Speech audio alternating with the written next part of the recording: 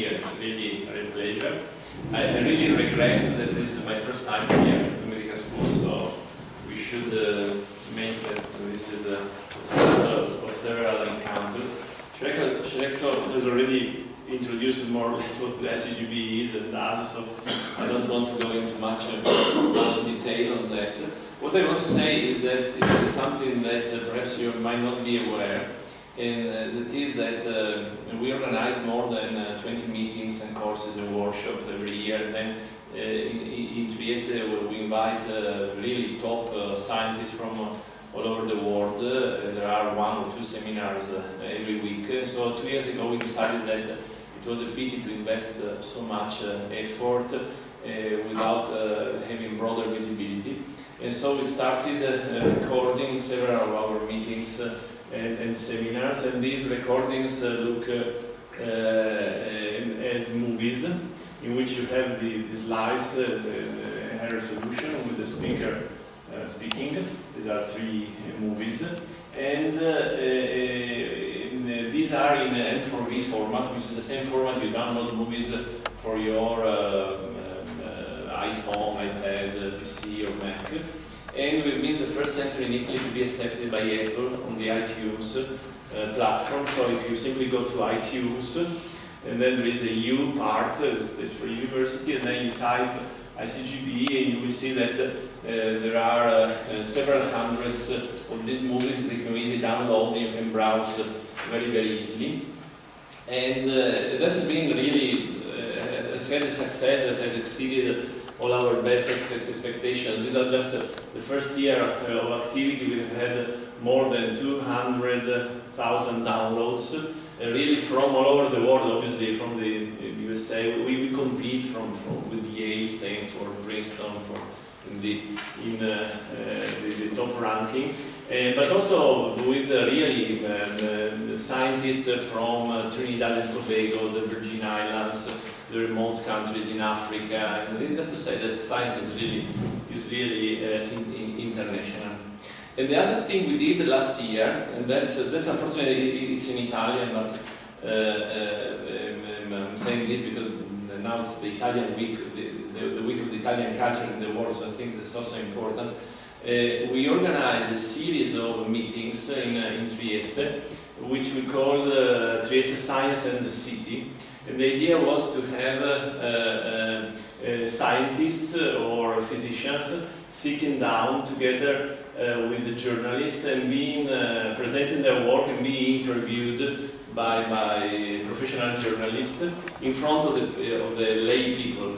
So basically, we did this in a theater downtown in Trieste, and on topics like genetically modified organisms or stem cells, the new therapies against tumors, gene therapy, and so on. And again, there are movies that you can download for free from iTunes U. And again, this has been very successful initiative. We hope that we will repeat this every year as a means to bridge the gap between what's occurring in the laboratories and the perception of the public. So that was enough for the introduction and advertisement. What I would like to do today is just to bring you across an overview of one of the most fascinating topics, not only for science or for research, but for our own life. It is trying to find an answer to this kind of question and try to find a cure for what are the most prevalent problems that are now incumbent in the society and are related to the incapacity of repair damaged organs. So if you ask yourself how long shall we live, then the first important notion that we all have is that the half-life, the lifespan of individuals, of humans, have increased a lot over a very limited number of years. So during the ancient Rome, the half-life was 22 years. So a person had a chance of not being alive only after 50% chance of not being alive only after 22 years. Then at the beginning of the last century, in 50, in the beginning of this century, 76. Now if you look at the statistics, these are different statistics from the insurance companies. If you look, for example, here in the G7 industrial countries, life expectancy in our days ranges from 91 years in Japan and a minimum of 83 years in Europe. The funny thing and the most fascinating thing is that if you would conceive a world in which medicine cures everything, in which there are no tumors, there are no infectious diseases, there is no trauma, and people don't get sick, nevertheless we wouldn't be immortal. We would live a maximum of 120, 125 years. And so there is a sort of internal clock that we don't know what it consists of, that tells every one of us that this is a maximum lifespan. And the funny thing is that each animal species has its own clock. For example, a rat lives 3 years, a mouse 2, a squirrel 25 years, a sheep 12 years, dogs, that's also a common experience, from 15 to 30 years according to the species. So there is something that evolutionary has set a clock for each individual. Nobody knows what in molecular or biological terms this clock is. What we know is that once the lifespan increases and we approach this 120, 125 years of age, then we start developing a series of chronic conditions, such as heart failure or arthrosis, diabetes, neurodegeneration, hearing impairment, and so on, which have a communal denominator. These are all conditions which are due to the incapacity of organs to repair the damage they suffer during the adult life. So it seems that as we approach these 120 years, then most organs in our bodies don't work very well, and the body has not the capacity to repair them. And this is what are commonly called the degenerative disorders, degenerative conditions. So the reason why we age is very simple to understand in evolutionary terms. Evolution is not driven by the individual, so what is not selected is not the individual, but what is selected are the genes that the individual has. So once an individual has passed its own genes to its children and have lived enough to allow the children become adult and so be independent, then it becomes a competitor to access the resources of the planet Earth. And so evolutionary, there is no reason for an old individual to remain in life. And so evolution has chosen to get rid of these individuals in favor of those who bring these genes in different combinations and can bring the species forward. Evolutionary, this is very sad, but this is biology. In terms of, in molecular terms, we really don't know what are the reason that underlies this.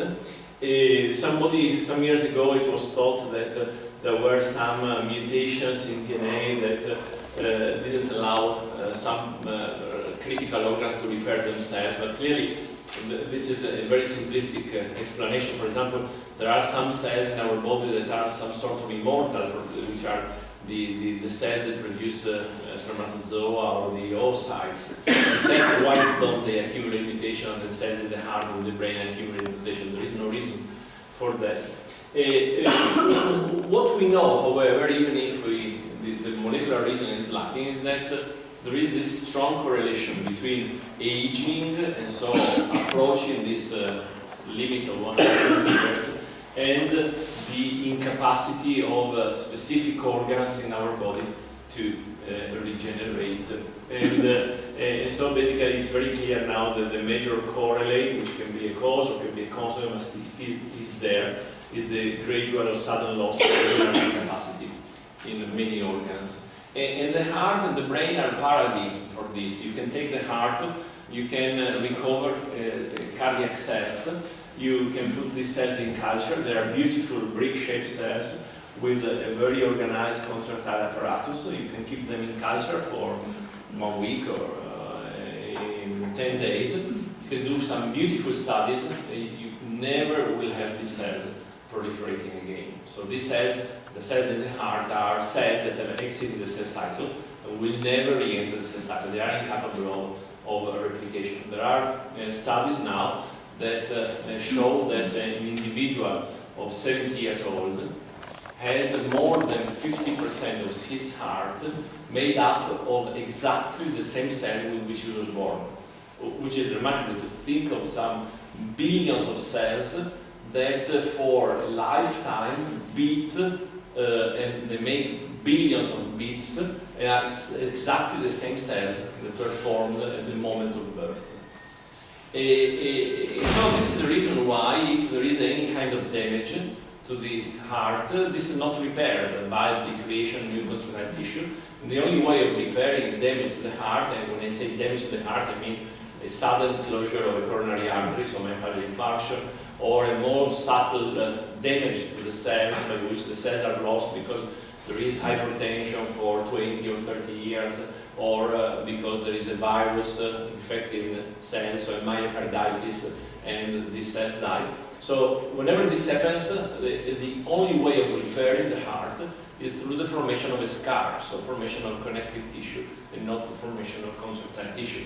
And so it's not surprising that a 1 person out of 3 in the world dies because of cardiovascular disorders, which in almost 50% of the cases is myocardial infarction, or 30% of the cases is stroke. And there is really an epidemic of this in the world. There is a colleague of mine in the United States who started this seminar by saying to the audience, now please, each of you look at the person who's sitting at your right, and then the person who's sitting at your left, and decide who of you 3 will die because of cardiovascular disorder, which is really impressive, but this is a reality, 1 person out of 3. 1 person out of 3, meaning that 80% of these deaths are not in our countries, so in the civilized countries, but 80% of the deaths, according to the World Health Organization, are in low and middle income countries. Now, in the big metropolitan cities in Africa, people die more because of these kind of diseases than due to malaria or HIV or infectious diseases. Last week I received an email from the major association for science in Africa inviting me to a meeting in Nigeria on regenerative medicine. I was very surprised to see in Africa invest in regenerative medicine, and the mail said that now they are realizing that this is a major topic for the African continent, much more important than it used to be infectious diseases, for example, or plant biotechnology, which is really a change in the way people think. Same thing for the brain. We are born with about 20 billion neurons. These cells stop dividing at birth again, and will never divide again for the whole life. And here, in addition, we lose 80,000 neurons every day. So it means that while I was driving here and speaking here and driving back home, I'm losing hundreds or thousands, I don't want to make a calculation, to be honest, of neurons. So suppose that this, if you make the calculation at this rate, a person who is 80 has lost, I think, 12% of his brain cells. Is it surprising that the old people move slowly, think slowly, lose their memory, perform cognitive tasks in worse than a young person? Not at all. And suppose that this is a bit accelerated, then you have conditions known as dementia. 80% of dementias are Alzheimer's disease, which are nothing else than the loss of critical cells in the brain. If you look at the MRI scans or the CT scans of a person with dementia, you simply will see that there is less brain present in the skull.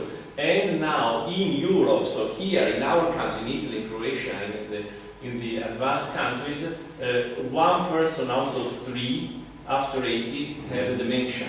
1 person out of 3. It's tremendous if you think that the average life now is more than 86. The same was true for diabetes. 170 million people worldwide affected by diabetes due to the incapacity of the body to regenerate beta cells in the pancreas. After 75, 1 person out of 3 don't see well because they look photoreceptor, they lose photoreceptor in the eye, or don't hear well because they lose the neuroepithelial cells in the inner ear. Body has no capacity to regenerate these cells. A person who loses cells in the heart, for example, for a myocardial infarction, the heart doesn't contract well, so undergoes a condition which is called heart failure, by which the heart starts enlarging, doesn't pump well. And a person who gets a diagnosis of heart failure have a 50% chance of not being alive only after 4 years. 50% chance only after 4 years. You will say, well, but there must be medical therapies. Certainly there are medical therapies. There are 6 classes of drugs that are used in this patient, which are listed here. And these are the years when these drugs were introduced in therapy. So there are drugs like digitalis and diuretics, which already in the 1910s were used in people. In the 20s, the diuretics. In the 70s, 2 drugs that really changed the face of treatment, the ACE inhibitors and the beta blockers. And in the 90s, the sartans and the angiotensin II receptor blockers. Which means that today a person who is admitted here at the hospital in Zagreb or in Trieste or at the Mayo Clinic, to signify one of the top clinical institutions in the world, is treated with these 6 classes of drugs, the last of which has been developed in the 90s. So it means that this patient has the same treatment as it would have had 20 years ago. So it's 20 years that neither the pharmaceutical industry nor the academy developed anything against these conditions. The reason for me is very simple to understand. The pharmaceutical industry develops small chemical drugs. Very difficult to conceive that a small chemical drug could trigger a complex biological process such as regeneration of an organ, such as the heart. And this is the reason why there is so much interest in the new therapies which are based on biology. For example, in the case of the heart, to inject something that might induce neural vessel formation or even regenerate the heart, and this something will not be a chemical drug, but could be a gene, could be a protein, or could be a cell. So a cell that might form new cardiomyocyte and new contractile tissue. And cells have been really are being a hope over the last years, but they are also a source of a lot of misconceptions and a lot of misinformation.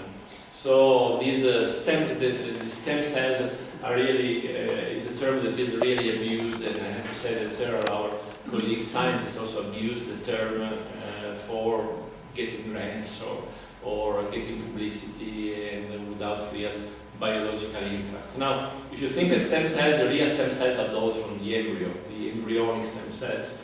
So you know that each of us come from the product of fertilization of an egg with the spermatozoa. Then this cell, which is called the zygote, divides into 2 cells, 4 cells, 8 cells. Then at a certain point, about 4 days after fertilization, the embryo is an agglomerate of about 150 cells in humans, with a dense part which is called the inner cell mass. This agglomerate is empty in the middle, there is a liquid, it's called the blastocyst. And so the inner cell mass is what will give rise to the newborn fetus, and the rest of the wall of the blastocyst will give rise to placenta and the other fetal annexes. Now, in the 80s, Mark Stevens did an experiment by which he took a blastocyst from mouse, disgregated the inner cell mass, put the cells in culture, and found that these cells can grow indefinitely. So you can keep these cells in culture as they were tumor cells, but they are perfectly normal. You can grow them indefinitely. There are cell lines, and these are called embryonic stem cells. And if you take one of these cells, you put in a uterus, nothing happens. But if you take one of these cells and you put it into another blastocyst, then these cells can give rise to any part of the organism. And if you put, this was a seminal experiment in which the embryonic stem cells from a black mouse was put in a blastocyst of the white mouse, and so a chimera was formed. And if you take 100 mice, you will see that the parts of the body that are derived from these cells can be any kind of organ or tissue. Our body is formed by about 10 to the 15 15 cells, so 1 million billion cells, and which are specialized to form about 240 different cell types. And these cells can give rise to any of these. And so they are really totipotent.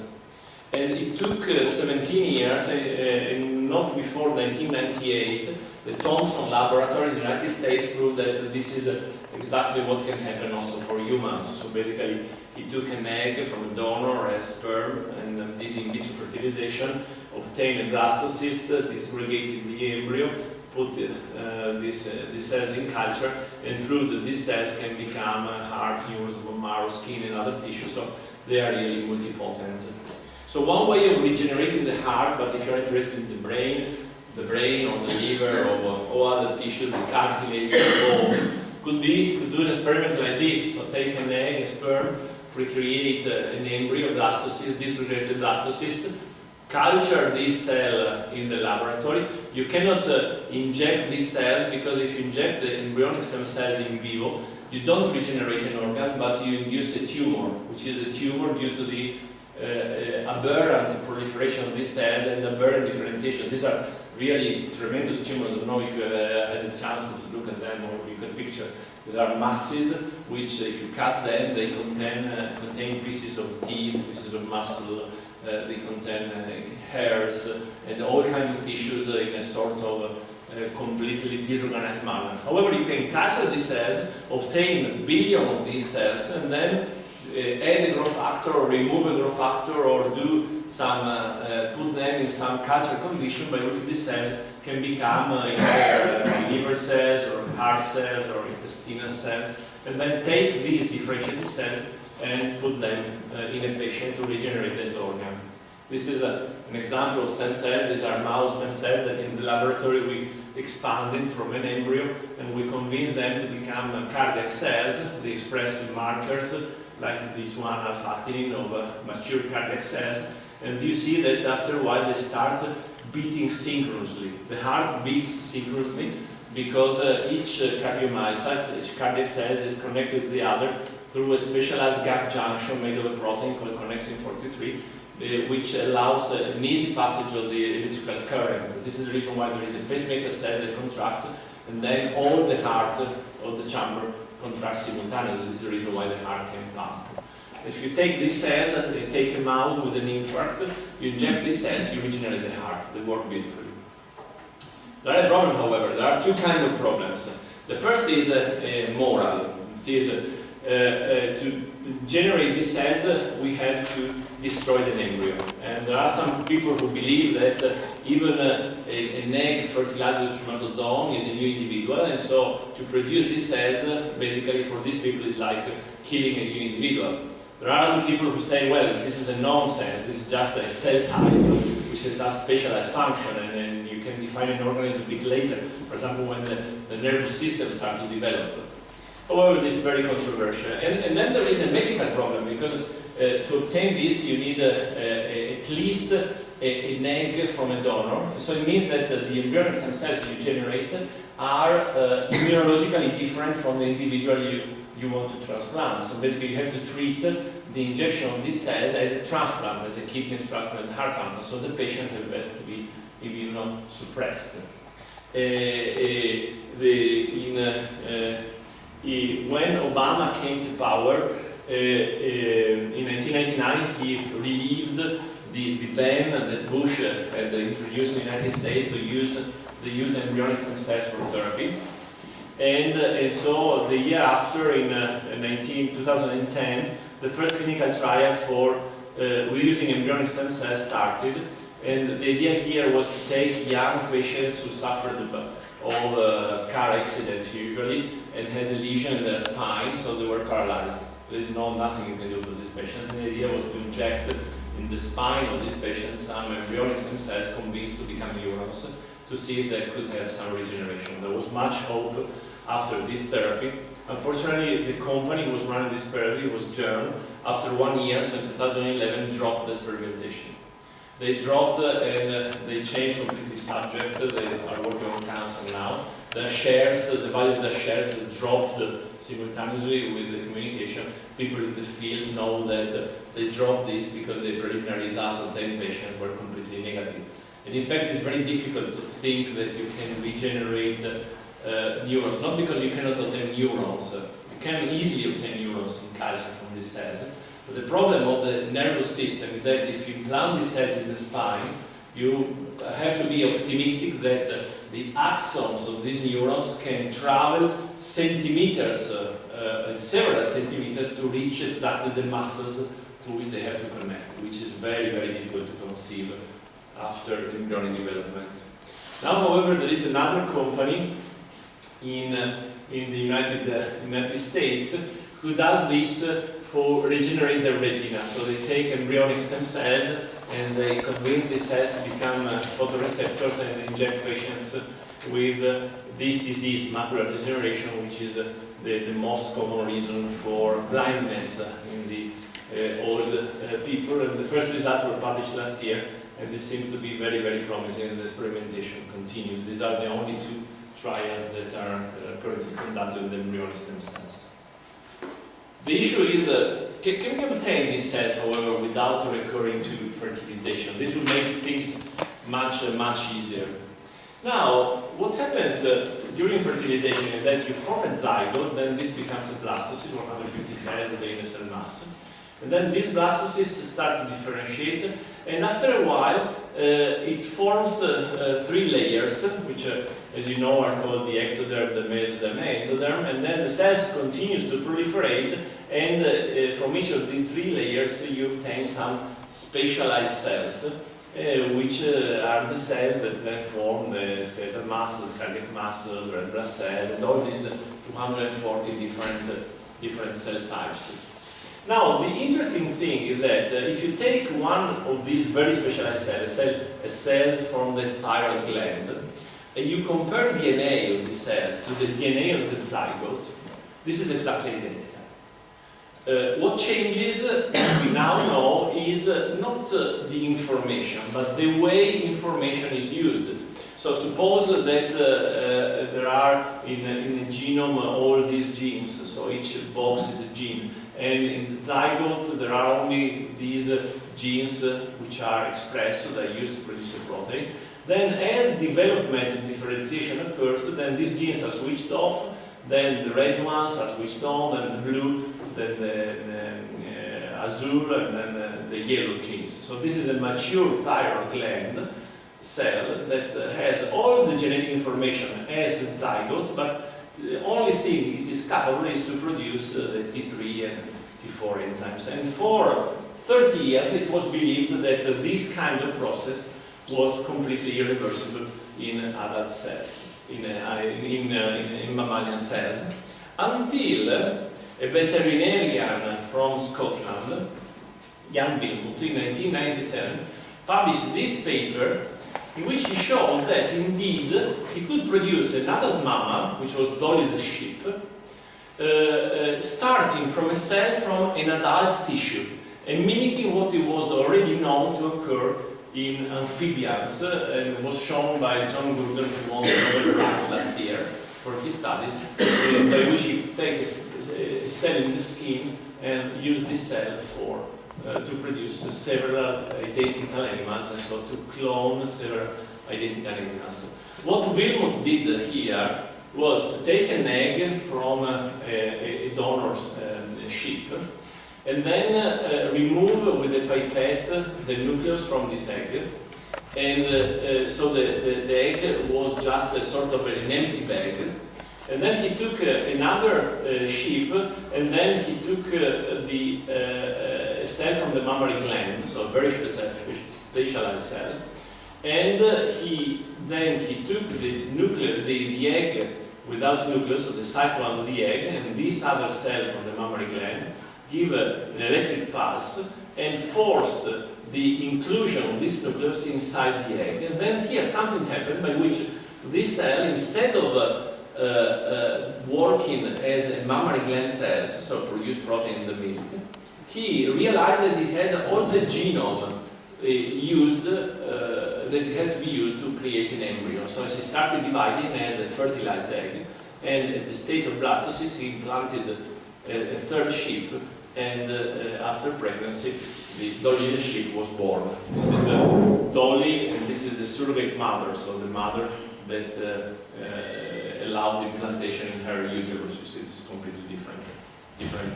species. This was a breakthrough because it was the first demonstration ever that also in mammals you can reprogram the genetic information.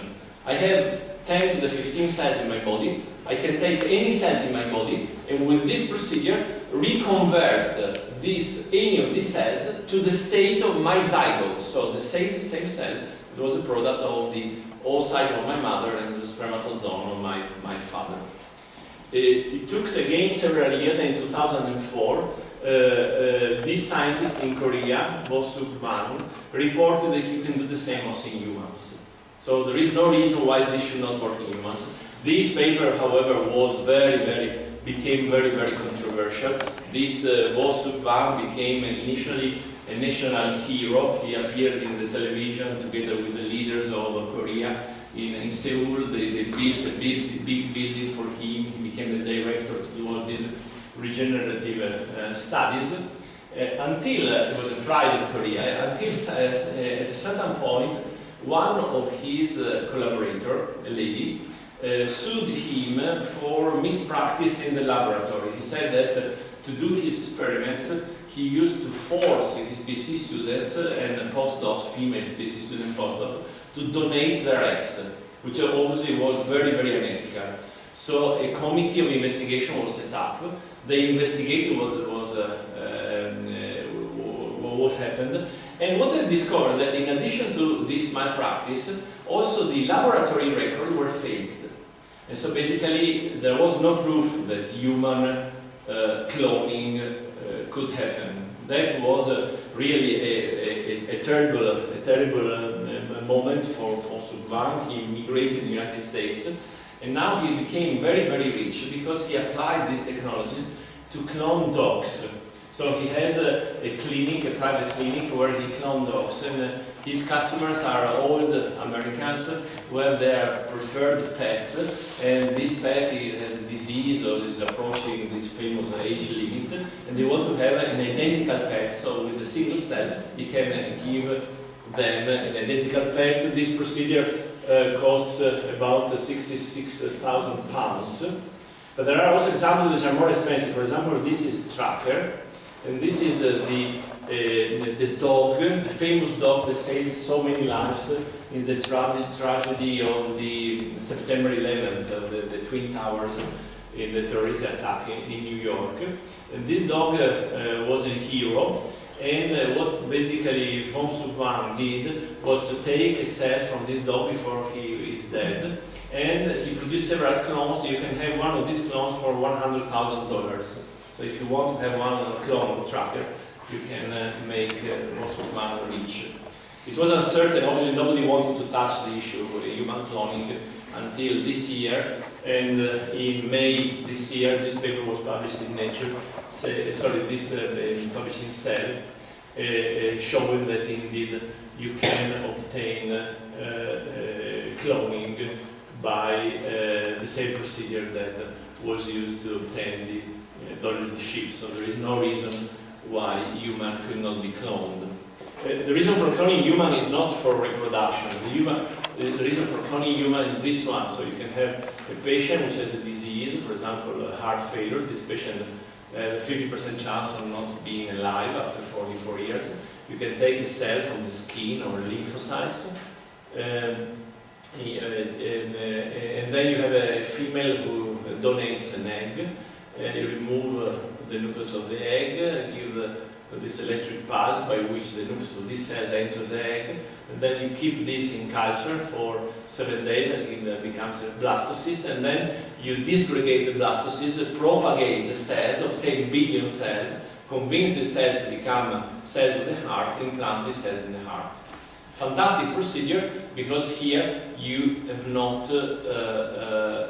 any immunological problem, because these are exactly the cells of the individual, exactly his genetic information. It's like if 80 years before, when he was in zygote, somebody would have taken a single cell and put this in the fridge. And after 80 years, when he has a problem, the cells are taken out of the fridge, expanded, and used to regenerate the heart. However, you still need to make an embryo, so because you need an egg and the nucleus. So basically, this embryo should hypothetically be put in a uterus, would be able to give rise to a newborn. And so still you have all the ethical problems. And this situation was there until 4 years ago, well, a bit more, 7 years ago, 2006. Again, suddenly, a group of Japanese started to report at international meetings that you don't even need to do cloning to obtain embryonic stem cells, but you can simply convert an adult stem cells into an embryonic stem cells by transferring into the cells only these three factors. These are transcription factors, so these are proteins that each of which control the expression of several genes. And so if you simply take a fibroblast of my skin, put it in culture, and we put these 4 factors inside this cell becomes an embryonic stem cells. There was skepticism that these cells were embryonic stem cells at the beginning, so they were not called embryonic stem cells, they were called IPS cells, induced pluripotent stem cells. After a while, a laboratory at the MIT showed that you can use these embryonic stem cells to obtain a mouse, so this was the first demonstration that really these are embryonic stem cells. And now there is a tremendous excitement in the regenerative field for the use of these cells, because at this point you don't even need a donor for the egg. You simply can take a fibroblast from the patient with heart failure, put the cells in culture, transfer these genes into these cells becomes embryonic stem cells. You can expand them, convince them to become any kind of tissue, and then inject inside the patient. The only problem with this technology, there are several problems, obviously. One of the problems is that you must be sure that during the expansion you don't create tumors. You must be sure that you differentiate the cells to define and differentiate the cells, otherwise, again, embryonic stem cell will be tumorigenic. You must be sure that you maintain the chromosomal asset during this period. But the major problem is efficiency. Efficiency, as I said, my body has 10 to the 11 cells, out of which 10 to the 14 are only in the liver, so the liver is 10% of the cells in the body. Very difficult to think of obtaining a big portion of the liver with the efficiency that now this technology has, which is an efficiency of 1 out of 10 to the minus 4, so you need 10,000 cells to have 1 IPS cells. So very difficult to reach 10 to the 14 cells. However, in the retina, 100,000 cells might be sufficient to allow people seeing again. And this is the reason why now the first clinical trial for retinal regeneration has started last month, 2 months ago, in Japan, with the idea of taking fibroblast cells from patients with blindness and converting them to IPS cells, expanding them, forcing these cells to become photoreceptor and implanting them in the eye. Now, we have 3 ways of obtaining an embryonic stem cell, directly from embryo through cloning and through genetic reprogramming. And that's very exciting, but a few years ago there was this idea that also the adult bodies might contain some sort of stem cells. These are the real stem cells from the blastocyst, but also here there is a lot of proliferation. So for example, there are parts of my body or your body which are continuously generated, like the skin or the gut, the epithelium of the gut or the blood. So all cells in the blood are continuously replenished. So these cells must come from a progenitor which is continuously replicating and giving rise to the cells. And so certainly there must be hematopoietic stem cells, there might be stem cells from the skin. The liver has a capacity of regenerating, and there are some cells that might do the job, which are probably the oval cells. And the skeletal muscle is continuously regenerating, and that is known that there are some cells, which are called the satellite cells, that can proliferate and then fuse to the skeletal muscle fibers to regenerate the muscle. In the intestine, there are cells at the base of the crypt, which is proliferate and give rise to the whole villi in the intestine. And in the skin, there are certain these cells, because now, for example, people with wounds are routinely treated in several centers. You have a person with several wounds. This person is wounds in the majority of his body. This person is destined to death, because you know that the skin is a major function in retaining water, so preventing transpiration and preventing infection. So if you don't have the epidermis, then you are a dead person after a couple of weeks, which is a tremendous thing. The only way of treating this patient is to do transplantation of skin from cadavers. Or there is the alternative that you can take a small biopsy from the skin of a normal part of the individual, and in culture, you culture these cells, make them proliferate and obtain large sheets of epidermis that you can take and put onto the wounds to have exactly the same skin of the individual as far as the epidermis is concerned. A similar procedure holds true for the eye. There are persons who got a complete blindness because they have the outer part of the eye, the cornea, which is damaged due to alkali or acid substances or because of viral infections. And these persons are blind. However, their eye work beautifully. And again, the only possibility for this patient is to do transplant of corneas from cadavers. Alternatively, what you can do is to take a small portion from the normal part of the cornea and have these cells growing in culture until they form a transparent sheet that you use to cover the damaged area.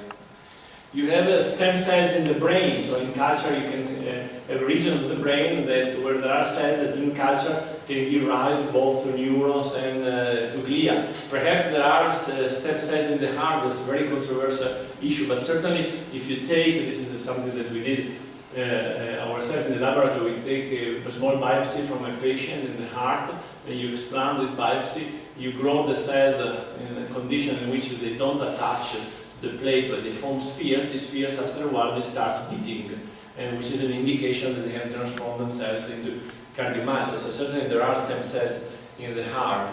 What is even worse is that about 10 years ago, a very large number of papers were published in the big journals saying that there could be also an additional property of these other stem cells. That is, that there might be cells from the blood that were becoming brain, or cells in the skin that were becoming brain, but also smooth muscle cells and other cell types, so pluripotent cells.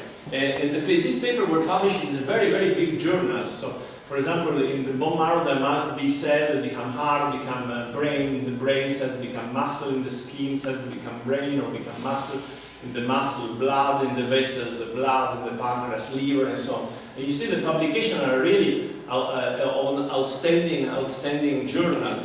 People started publishing that in the bone marrow there are hematopoietic stem cells which become also cardiomyocytes, endothelial, skeletal muscle, all these tissues of the ectoderm, or mesenchymal stem cells, which again could become all these cells.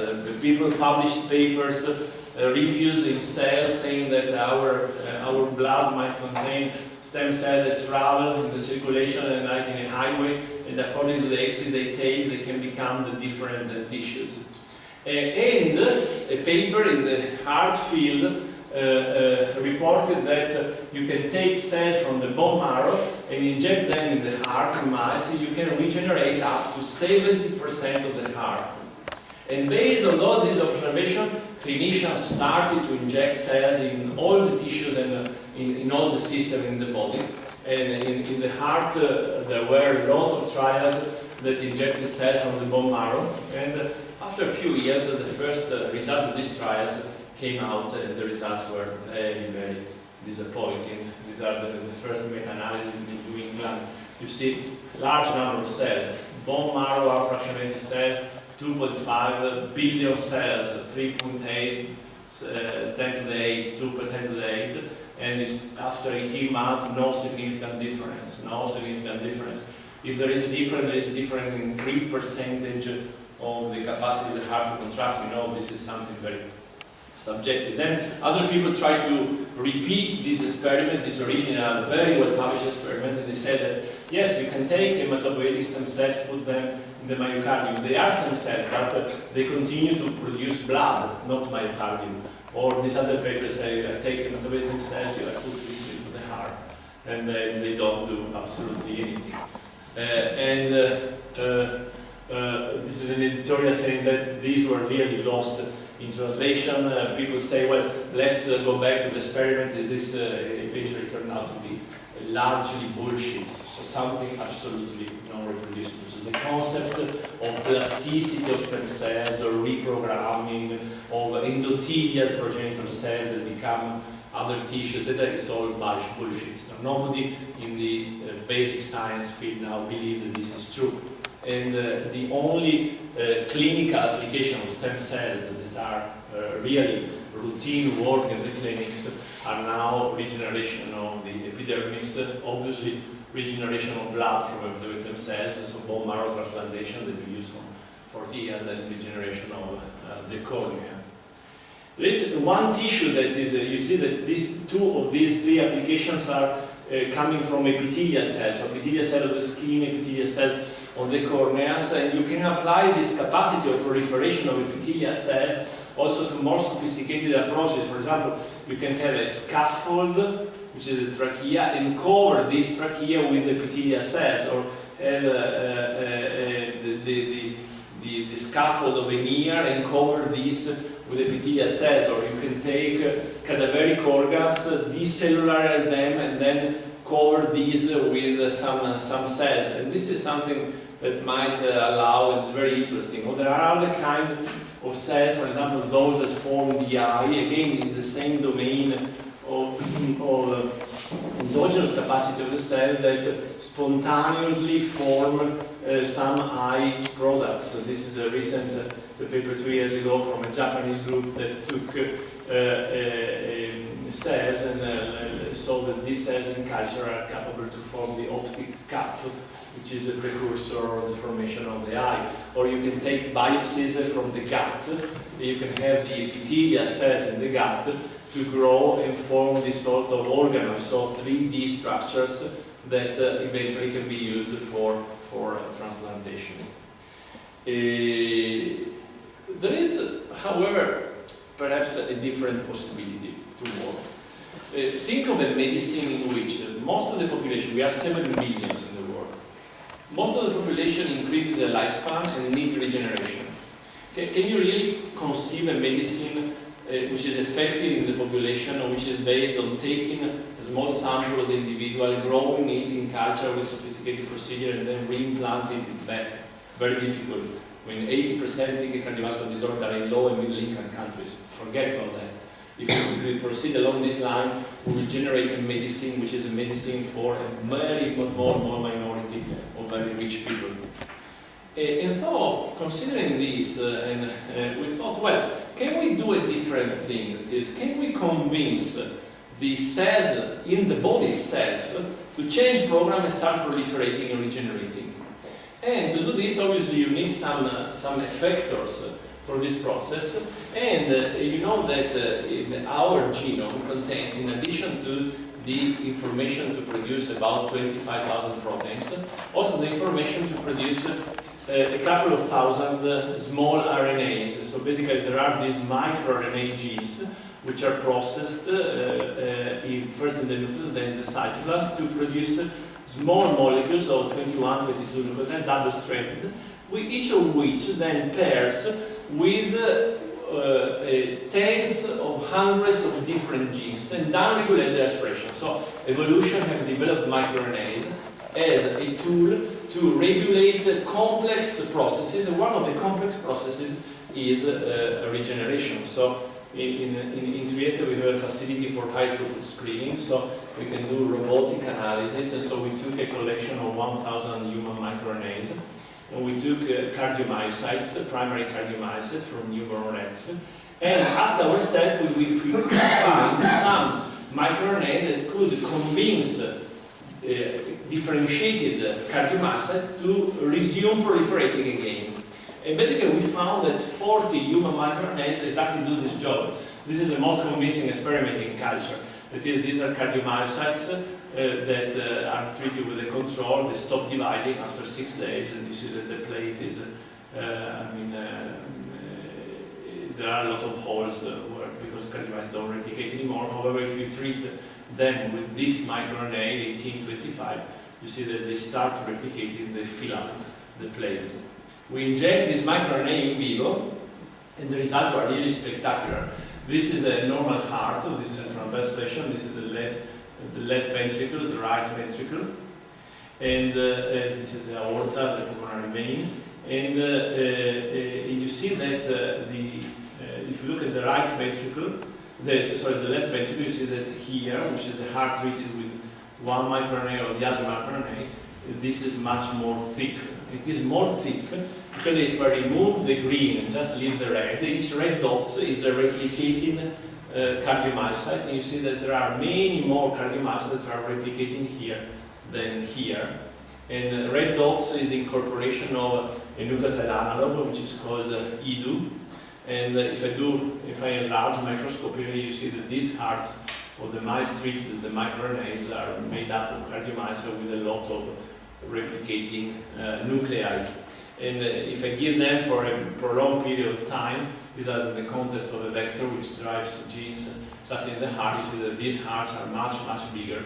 They are perfectly functional. It's like taking the heart of a bigger animal and putting it into the chest of a smaller animal. And what's more interesting is that if I ligate the coronary artery of a normal mice and measure cardiac function, this progressively deteriorates over time. So this is heart failure in mice. You see that these white columns function goes down. However, if I give the microRNA, functions remains more or less unaltered at the level, which is a dotted line, which is more or less normal. And at the end of the experiment, you see that the control animals after 2 months have the wall of the left ventricle completely substituted by a scar. Instead, if I give the microRNA, the immediately after infarction, then the scar is very, very much reduced. So this research received a lot of publicity, a lot of reviews around, and just to give you an idea, this is the last review published in March this year on the New England, and the idea is to do exactly what is shown here. It is to have an infarction and then to inject in the border region to the infarction these microRNAs to drive proliferation of the cell. And we are now testing in dogs and pigs if these microRNAs are equally effective. Also, it's easy to regenerate the mouse heart. It's much more difficult to regenerate a large animal heart. And also, we want to be sure that these microRNAs are safe because here they are promoting proliferation of cells, but obviously we don't want them to promote proliferation of other cell types and induce cancer or other things. But I think that this is my concluding slide. Well, no, I have just a couple more. The concept, I think, is somehow interesting because possibly you don't need really stem cells for regeneration. But you might think of a future medicine in which you convince the endogenous organ to resume again what they still did during infancy.